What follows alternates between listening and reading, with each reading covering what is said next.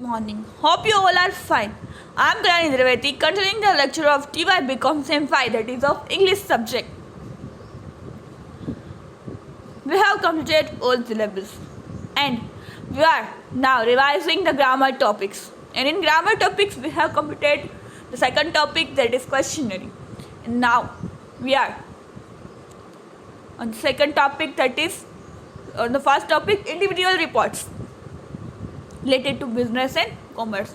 Report કઈ રીતે લખવાનો છે? આપણે રિપોર્ટ રાઇટિંગ આવતું એવા નથી, આ ઇન્ડિવિજ્યુઅલ રિપોર્ટ છે બિઝનેસ રિલેટેડ અને કોમર્સ રિલેટેડ. તો એ કઈ રીતે લખવા, કેમ પૂછાય છે? ના we will discuss on that thing. Then we'll share market report and then essay writing. Individual report means the term report is used to means a sum total of and facts. Sorry,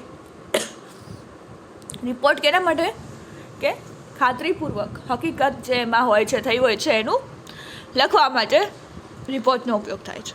it is also use to mean the lodging of a complaint as in the case of reporting a lapse on the part of employ to a higher authority. નોકરી જે કરતું હોય એની ભૂલ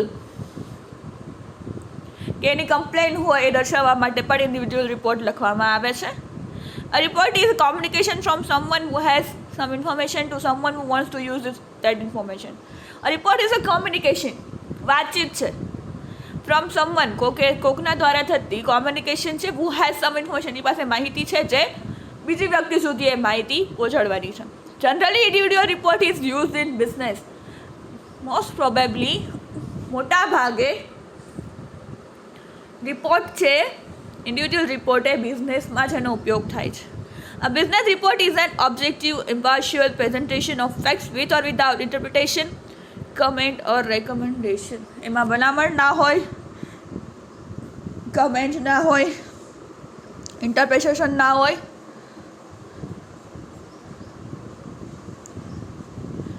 એ presentation એમાં હકીકત બતાવેલી હોય.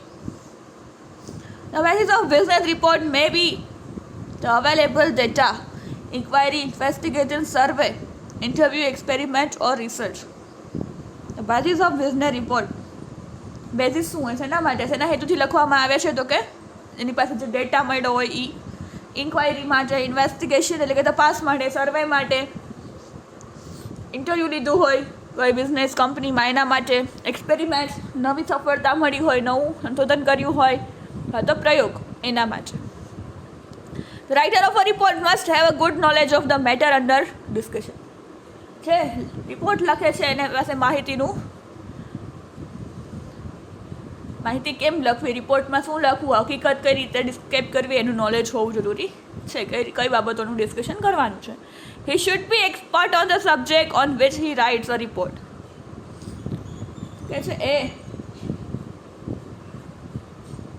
he should be expert. જેના વિષયને લખવાનું છે એ વિષયમાં એ એક્સપર્ટ હોવા જોઈએ. He should know the matter thoroughly. અને બધી હકીકત ખબર હોવી જોઈએ, જાણકાર હોવા જોઈએ. A mere expression or narration of opinion without the support of facts and figure is not a report. એ છે કે માત્ર કેવળ વર્ણન, એમાં જે હકીકત ન હોય એવું વર્ણન, એને રિપોર્ટ ન કહેવાય. રિપોર્ટ સાચી હકીકતોને તમારે એમાં વર્ણન કરવાનું છે. જે ઘટના બનેલી છે બિઝનેસમાં એનું તમારે વર્ણન કરવાનું છે. જે તમને ખબર ન હોય અને એવી કેવળ ખાલી તમે સાંભળેલી વાતનું વર્ણન કરી નાખો એ રિપોર્ટ નથી. Individual reports are extremely useful in the modern business. અત્યારના મોડર્ન બિઝનેસમાં ઇન્ડિવિજ્યુઅલ રિપોર્ટ છે બહુ ઉપયોગી છે. It is also very useful in incorporated companies because of various statutory requirements. કાયદા માટે પણ. The main purpose of business report is given information to some person or an organization. કોઈ વ્યક્તિ અથવા સંસ્થાને માહિતી આપવી, હકીકતની જાણ કરવી, એના માટે એનો ઉપયોગ થાય છે. The chief characteristics of a good business report. મહત્વની લાક્ષણિકતાઓ કઈ છે? બિઝનેસ રિપોર્ટની તો કયા પ્રમાણે છે? Every business report should have grammatical accuracy, grammatically સાચું હોવું જોઈએ. Language of business report should be simple, easy and easy to understand. Simple લેંગ્વેજમાં અને સરળતાથી સમજી શકાય એવો લખેલો હોવો જોઈએ. It should B free from high language, high પ્રકારની લેંગ્વેજ ન હોવી જોઈએ. ઓર્નામેન્ટલ લેંગ્વેજ, અલંકારિક ભાષા ન હોવી જોઈએ. ફિગર્સ ઓફ સ્પીચ ને એ બધું યુઝ ન થવું જોઈએ. Phrases should not be use in a business report. છંદ ને અલંકાર ને એવું બધું એમાં યુઝ ન થવું જોઈએ. સિમ્પલ અને ઇઝી લેંગ્વેજમાં રિપોર્ટ લખાયેલો હોવો જોઈએ.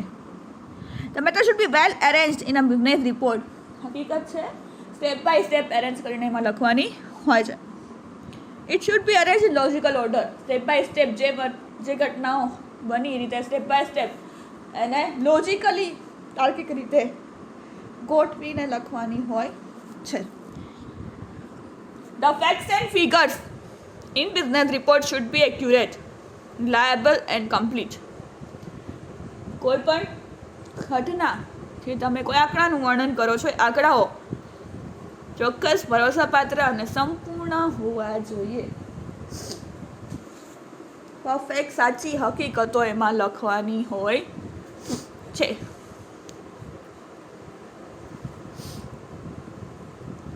There are 5 types of reports. રિપોર્ટના 5 પ્રકાર છે. કયા કયા? પીરિયોડિક રિપોર્ટ એટલે નિયત સમયે પ્રસિદ્ધ થતો રિપોર્ટ, પ્રોગ્રેસિવ રિપોર્ટ એટલે પ્રગતિશીલ રિપોર્ટ, એક્ઝામિનેશન એટલે નિરીક્ષણ રિપોર્ટ, રેકમેન્ડેશન એટલે ભલામણનો રિપોર્ટ, અને સ્ટેટિસ્ટિકલ એટલે કે આંકડાકીય રિપોર્ટ.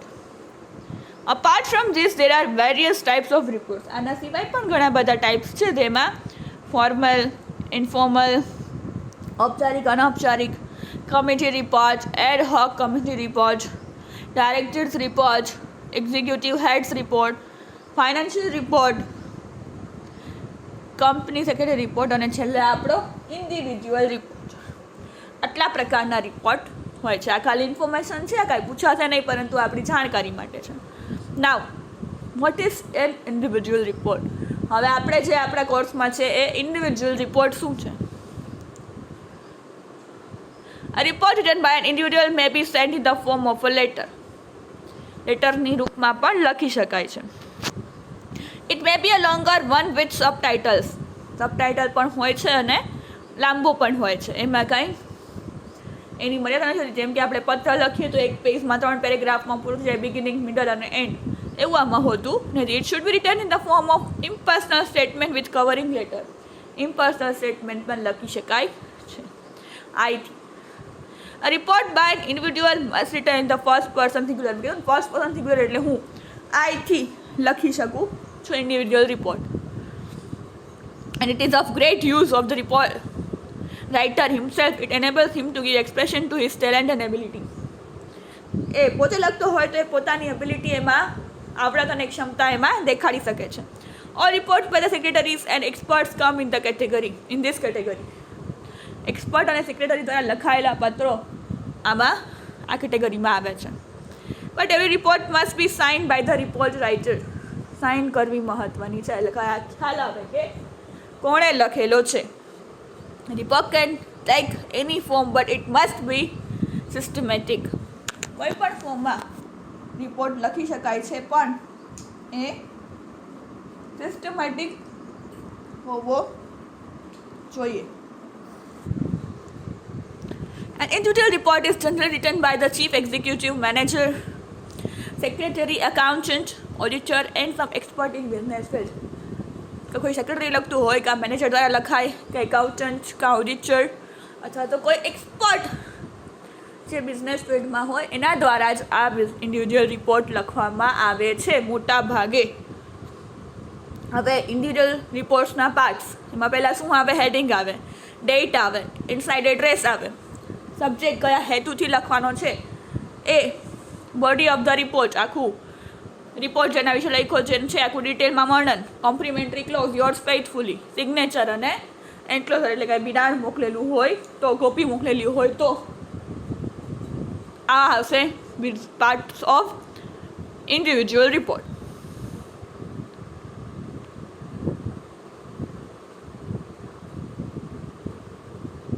આપણે જોયું ઇન રિપોર્ટ શું કહેવાય, એના લક્ષણો, કેટલાક પ્રકારના રિપોર્ટ્સ હોય છે.